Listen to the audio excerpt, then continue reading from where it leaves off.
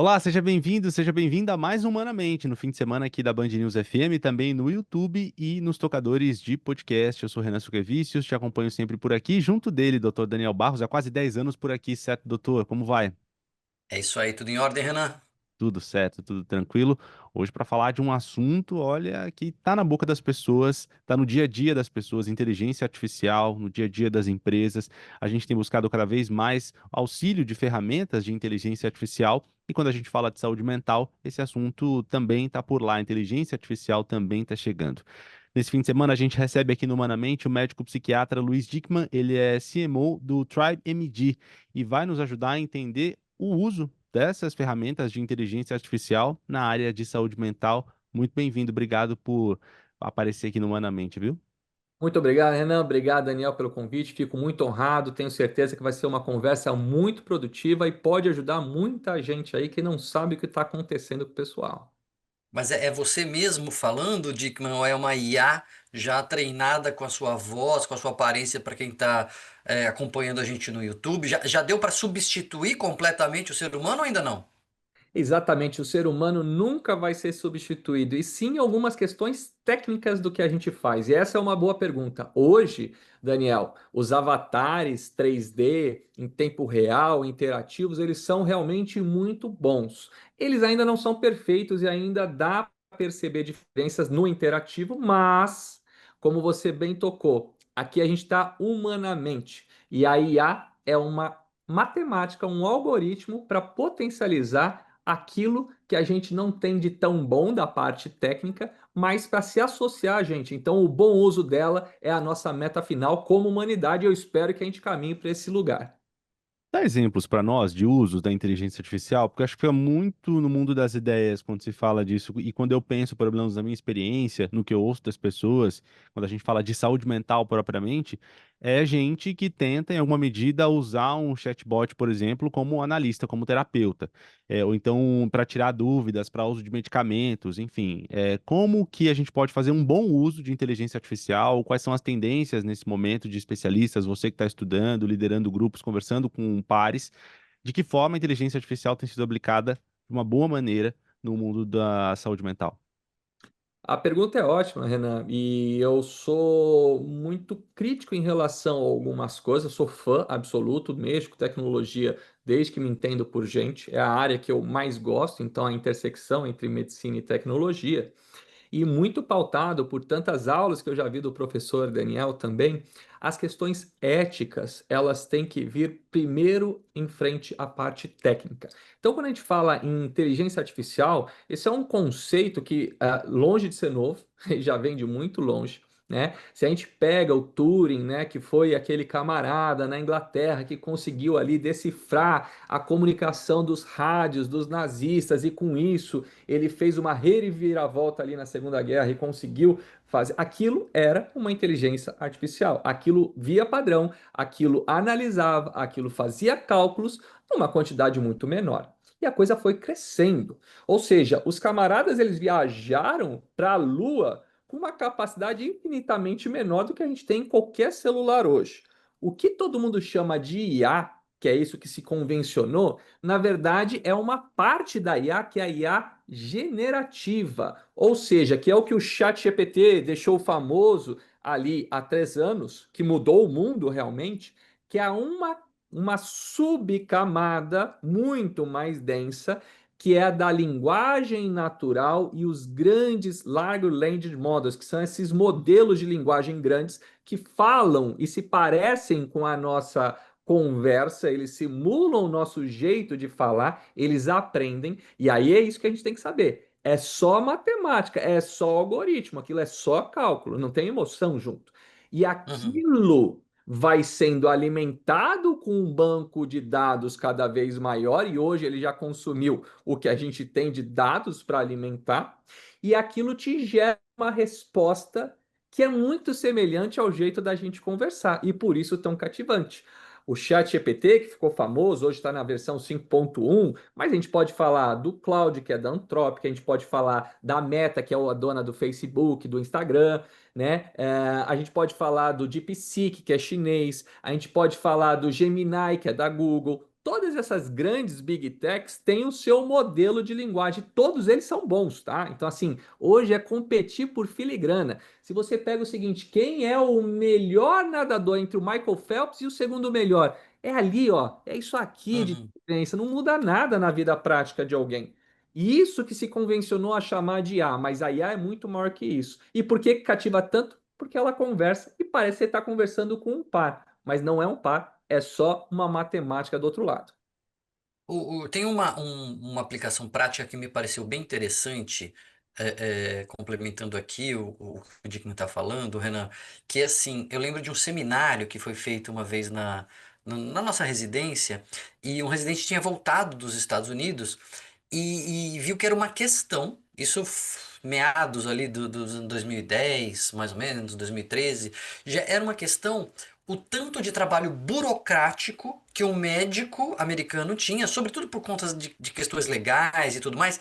Era assim, eles gastavam mais da metade do tempo de trabalho deles com papelada e com burocracia do que examinando o paciente, ou dando conduta, ou acolhendo o paciente. A ponto de que eles colocavam computadores em carrinhos e iam passando visita no leito, levando o computador e anotando as coisas e tal, para não perder tempo. E esse é um dos exemplos, né, de que de fato pode fazer muita diferença na prática médica, para a vida do médico e dos seus pacientes, a assistência que ele dá, você começar a delegar um pouco dessas burocracias e automatizar coisas que precisam ser registradas e liberar tempo seu para de fato examinar, acolher, conversar com pacientes, né? Isso é uma coisa que é um dos primeiros usos que eu já vi falar assim, oficialmente da inteligência artificial na medicina. Tá correto isso, não? Olha, você matou a charada. Exatamente. Esses trabalhos chatos, burocráticos, repetitivos, que não acrescentam nada para a gente, eles são substituídos com um piscar de olhos. Eu vou te falar hoje, né? Por exemplo, o nosso consultório, a gente usa o Tribe MD Assist, que é o prontuário eletrônico que a gente usa e que a gente desenvolveu um, que não é o único, existem outros, transcritores. O que que funciona? Então, hoje, as 4 consultas que eu fiz hoje de manhã, a gente começa a falar com você, olha, Daniel, eu vou ligar aqui a transcrição, você autoriza, tudo bem? Ligou. E aí, durante a consulta hoje, converso tudo, só fico falando, olhando no olho, deixo o computador de lado, que é uma queixa, às vezes, do paciente, né, de ser só escrevendo ou digitando.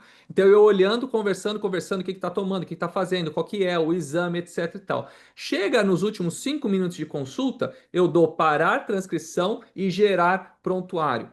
Ele gera um prontuário muito mais completo do que eu faria normalmente, que eu teria ou preguiça de escrever ou também não queria só ficar escrevendo o tempo todo.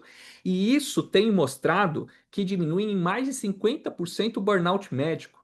Por quê? Porque eu consigo fazer aquilo para o qual eu fui treinado a fazer, que é conversar com pessoas, identificar sintomas, avaliar diagnósticos diferenciais e não ficar escrevendo, fazendo receita, pedido, exame, relatório, atestado. Então, isso a IA, Renan, já faz na área médica muito bem e a gente consegue colocar meios de LGPD, você não armazenar áudio, você corta o áudio em clusterzinhos, pedacinhos, bloquinhos, ou seja, você não guarda a voz de ninguém, você está fazendo a transcrição e trazendo ela para o seu prontuário. O prontuário fica rico. Sabe qual é a grande vantagem disso?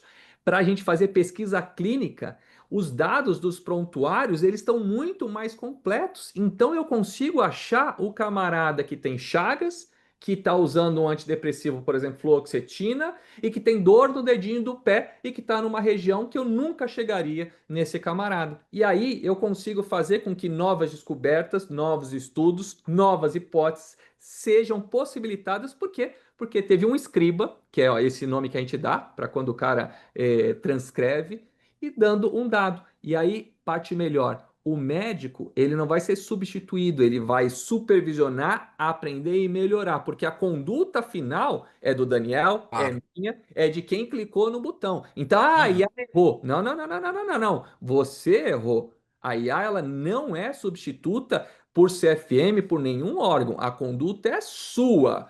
Não é Uhum. para ter preguiça e deixar de fazer, é para você não esquecer coisas que talvez a mente humana não conseguiria pegar com tanta rapidez. Agora há pouco, no primeiro bloco, você falava sobre regramentos, né? O Conselho de Medicina falando. Eu pesquisei também outros pontos aqui, o Conselho Federal de Psicologia ressaltando que essas atividades complexas devem acontecer sob supervisão crítica e com discernimento ético por parte do psicólogo ou da psicóloga, relembrando que são deles as responsabilidades sobre passíveis erros e toda a orientação, fiscalização que os conselhos regionais de psicologia fazem.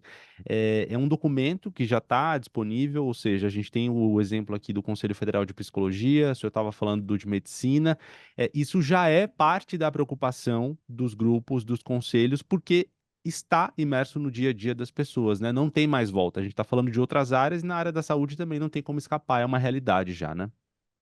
Perfeito. Eu acho que essa preocupação ela tem que sempre vir em primeiro lugar. A questão ética, a questão da privacidade de dados, a questão da responsabilização, quem cuida do quê? E a gente vê hoje com a inteligência artificial, e eu sou um fã enorme da IA, eu acho que ela pode nos ajudar e levar a humanidade para um outro patamar, mas ela pode levar também para um outro patamar muito ruim. E a gente tem que tomar um cuidado enorme, principalmente com os nossos mais sensíveis grupos etários, que são, por exemplo, os adolescentes.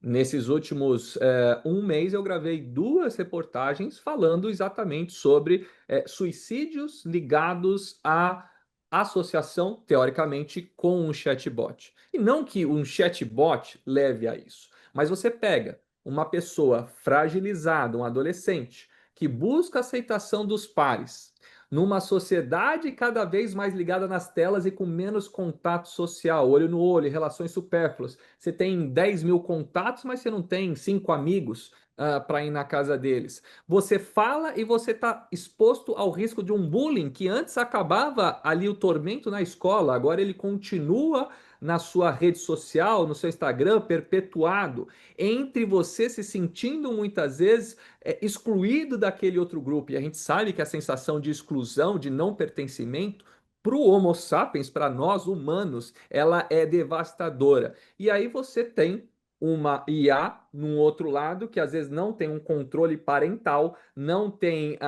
uma regulamentação sobre o que ela pode e o que ela não pode falar. A pessoa está fragilizada, pede ajuda, e a IA tem um problema, Renan, Daniel, vocês devem ter visto e já tiraram sarro sobre isso, a brincadeira de que os modelos, principalmente até o momento, eles são muito lisonjeadores e eles são muito concordadores, são Uhum, concordantes com a sua opinião. Então, ele vai falar o seguinte: você acabou de falar uma abobrinha, né? Nossa, eu acabei de bater no cara no supermercado porque ele olhou feio para mim. Ele vai falar: realmente, olha, eu entendo que você está chateado porque essa pessoa olhou para você de um jeito estranho e aí você acabou perdendo a cabeça. Não, peraí, que é isso? Não, uhum, né? Então, esse julgamento moral, ela não tem.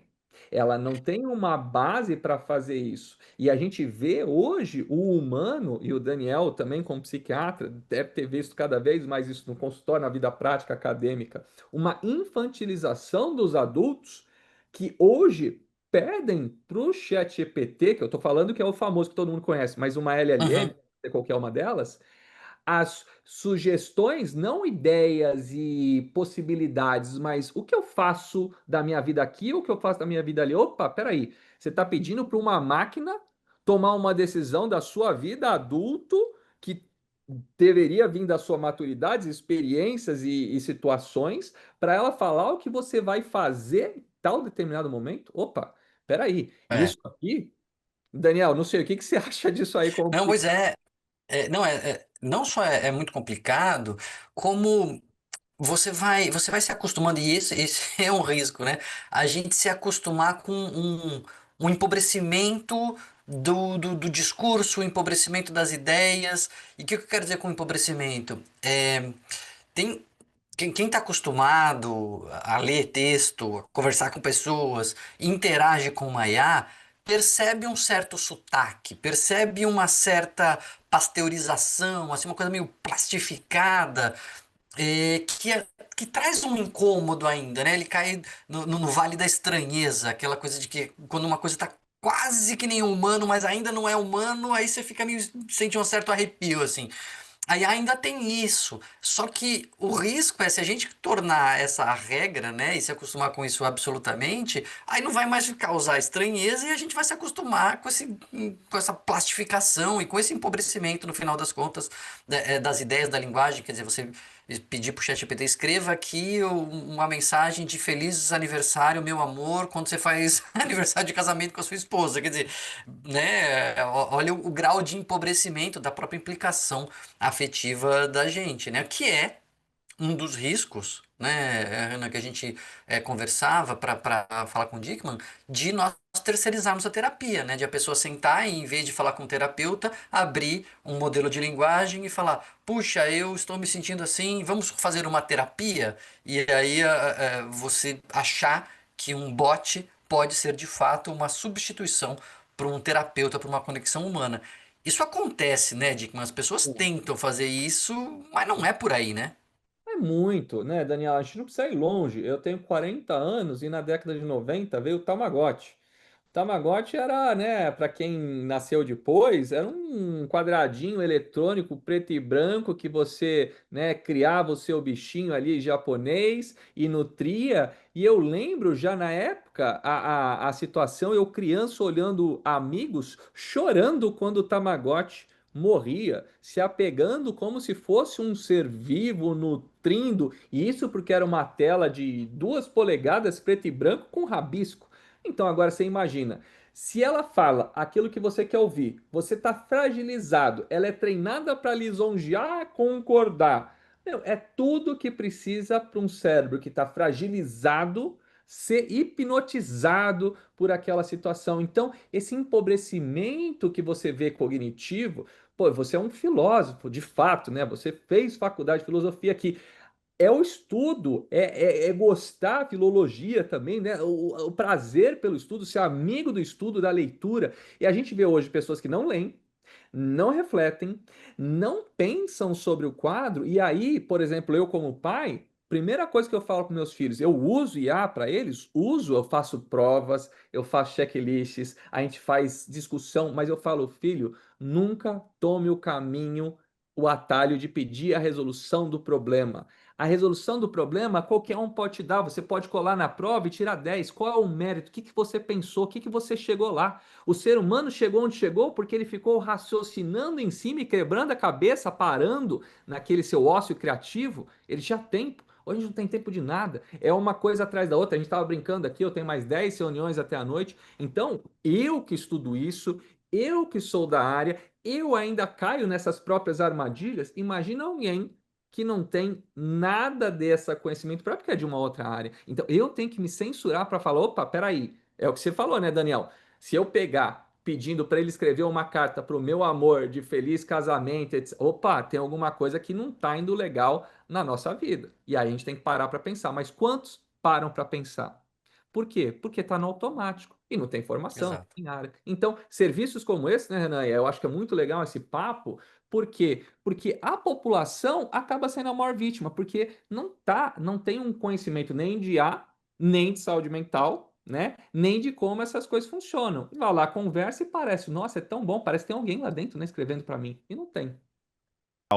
E no segundo bloco, a gente chegou a se aproximar de um ponto que eu considero bastante importante nessa conversa sobre inteligência artificial, porque um dos argumentos para a aplicação dessa ferramenta no dia a dia, e é um argumento bastante legítimo, que se confirma na prática, é agilizar o processo. A gente até abordou isso no primeiro bloco, né? A tecnologia, ela tende a facilitar e agilizar muitas das nossas tarefas. Mas é perigosa a confusão que a gente pode fazer quando traz a tecnologia para a área da saúde, sobretudo para a área da saúde mental. Confundir, por exemplo, a possibilidade de ter ali o uso da inteligência artificial, da tecnologia de maneira geral, para acelerar, por exemplo, o fechamento de um diagnóstico na psiquiatria, ou na psicologia, num tratamento, no acompanhamento, numa TCC, por exemplo, terapia cognitivo-comportamental, chegar a um alvo exatamente. Quando a gente olha para o trabalho de psicólogos, ou na psicanálise, por exemplo, que pessoas passam anos fazendo um tratamento, ou num trabalho com um psiquiatra em que há uma conversa, um entendimento, não é uma conversa tão objetiva, né? Você me diz o que você tem, eu acho que você tem, faço um diagnóstico, te dou um remédio ou te dou um caminho para você seguir, você cumpre esse caminho e aí tá tudo resolvido. A discussão sobre a individualidade, a subjetividade das pessoas leva tempo. E muitas vezes a gente chega com o argumento de que não temos tempo, eu preciso rápido de uma resposta. E na área da saúde, as respostas geralmente não vêm na velocidade que a gente quer, né? O problema eu acho que vai exatamente por aí. O que a gente quer, o que a gente tem e o que a gente vai ter no futuro. Eu acho que você abordou, Renan, e o professor Daniel, ele falou no bloco anterior da pasteurização, né? Aquela conversa meio blasé que parece tudo meio igual, massificado, etc. E a medicina, ela tem que tomar um cuidado enorme, porque essa pasteurização, esse reducionismo e a psiquiatria, ao mesmo tempo que ela tem sim vários dados objetivos para serem trabalhados, ela é, como você disse, a arte da subjetividade, ou seja, eu transformar aquilo que é humano, que é subjetivo, em quantificações de sofrimento. Até onde começa de fato o transtorno, o que, que é normalidade? Isso é a pergunta de bilhões, porque convenciona-se um grupo, né, normalmente europeu, norte-americano ou algum lugar asiático, que olha, a partir daqui é doença. E você fala, o que, que é esse um degrauzinho antes? Ah, então TDAH é isso aqui. E o que, que é? Então tem que ter sofrimento, tem que ter prejuízo funcional, tem que ter uma série de critérios para isso. Agora, o que você falou, Ana, não vão ser 2 minutinhos de uma conversa, ainda mais na medicina da psiquiatria, que vão resolver um problema. E aí a gente começa a. Ah, não tá dormindo? Ah, tá triste? Ah, tá ansioso? Ah, chorou? Ah, tá bom, tá. Antidepressivo, inibidor seletivo, e a gente vê isso aí acontecendo à torta à direito, principalmente quem nem é psiquiatra, né? Ou seja, outras especialidades. E aí eu acho que, Daniel, você fala muito bem sobre isso, já vi aula sobre isso, de como que esse reducionismo da medicina está empobrecendo cognitivamente o ser humano, o médico e o paciente. A gente tem que lutar para resgatar esses valores, né, Daniel? Pois é, eu tava ouvindo você falar aqui, lembrando de um livro muito legal que eu recomendo, que é O Sofrimento Não é Doença. É o meu livro mesmo, que foi Excelente, tem lançado. assinatura. Tem A assinatura. gente fizemos já humanamente sobre ele, mas uma das ideias de discutir no sofrimento não é doença é justamente isso. Como que a gente determina o que é uma doença, e o que não é só um sofrimento, e como isso precisa de uma conversa, precisa de um contato, precisa de conexão, né, humana, sobretudo. Mas eu preciso fazer um contraponto aqui, porque não dá para negar que o diagnóstico das doenças, seja formalmente, seja na psiquiatria, seja na psicanálise, seja no modelo explanatório de doença popular, seja o diagnóstico de runheira, que sua família fala, isso aí tá com runheira. Todo diagnóstico, no fundo, se baseia em reconhecimento de padrão. E o reconhecimento de padrão, ele é feito de uma maneira maravilhosa pela inteligência artificial.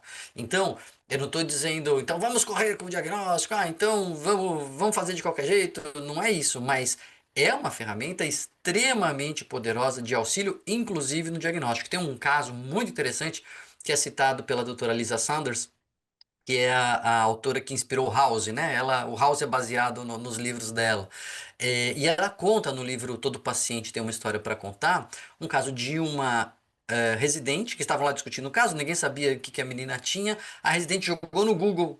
Na época não tinha IA, a residente jogou no Google os sintomas, veio o diagnóstico e era o diagnóstico da menina. Os chefes ficaram super irritados, ali, incomodados com a situação, mas de fato, uma ferramenta bem utilizada pode auxiliar no diagnóstico. Mas é muito interessante que o caso não termina aí, porque o diagnóstico foi comunicado assim de súbito para a paciente não aceitou. Fala, vocês estão viajando, isso não tem nada a ver comigo. Então, você vê que a arte da medicina não é só encontrar o diagnóstico, como qualquer IA pode fazer, mas você fazer essa ponte entre essa explicação que eu tenho e como eu apresento ela para você, para que ela faça sentido e te mobilize no sentido de fazer o tratamento e melhorar, aí eu quero ver a IA fazer direito. É isso. Acho que matou a charada. Por quê? Por exemplo, no prontuário lá, quando a gente põe o escriba no Tribe Media Assist, no prontuário, a gente tá falando, tá conversando. Então eu simulo um atendimento com você. Ah, tô triste, tô desesperançoso, não consigo ir pro trabalho, eu passo mal, meu coração dispara, dá suor frio, não consigo dormir, lá, lá, lá, lá, lá, lá, lá. Quando termina, vai falar o seguinte: olha, paciente informa isso, isso, e isso, há tantos dias, de tal forma, não sei o que, antecedentes da família, o que que tem, o que que não teve, etc. E ele vai falar lá, hipóteses diagnósticas possíveis pelos descrições e sintomas. Por quê? Existe um reconhecimento do padrão. É o que você falou, é matemático.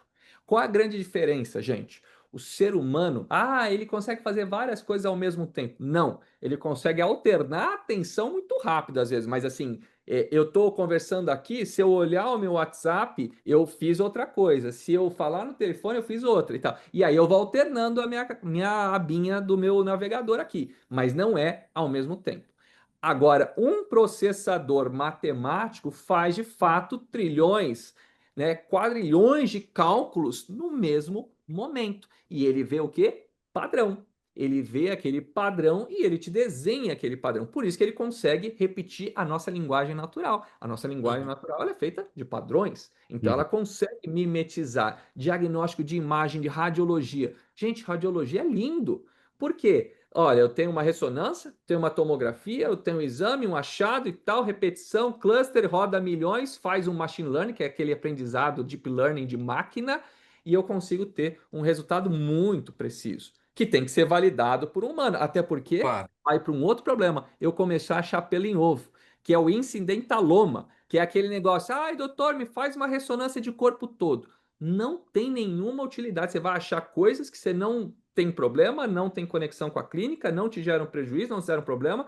E aí você Uhum. vai fazer uma punção, por exemplo, no rim, para fazer uma biópsia de uma bobagem, você infecciona, faz uma nefrite, uma sepse e morre. Por quê? Porque Exatamente. você achou uma coisa que não tinha Que nenhum nem devia valor. ter procurado para começo de conversa. E aí você lembra a avó, quem não procura não acha, né? Luiz Dickman, médico psiquiatra, CMO da Tribe MD, falando de inteligência artificial na área da saúde. Foi muito legal conversar com você. Seja bem-vindo sempre ao Humanamente. Até uma próxima, viu? Muito obrigado pelo prazer conversar. Até mais, pessoal. Valeu, Dickman. Abraço. Doutor, nos encontramos na semana que vem por aqui de novo? Com certeza. E nós mesmos, viu? Nenhuma IA, não. Por enquanto Ó. seremos nós dois por aqui. Eu, Renan Haha, muito Felipe, engraçada a conversa de vocês. Entendo que vocês estão fazendo algo jocoso entre amigos. posso rir também, né? Querem que eu seja mais engraçado nessa conversa? Ai, meu Gente, Deus. vamos ficando por aqui. Doutor Daniel e eu apresentamos, produzimos esse programa. Quem faz a sonorização, cuida do nosso áudio é o José Antônio de Araújo. Voltamos no próximo fim de semana. Até mais.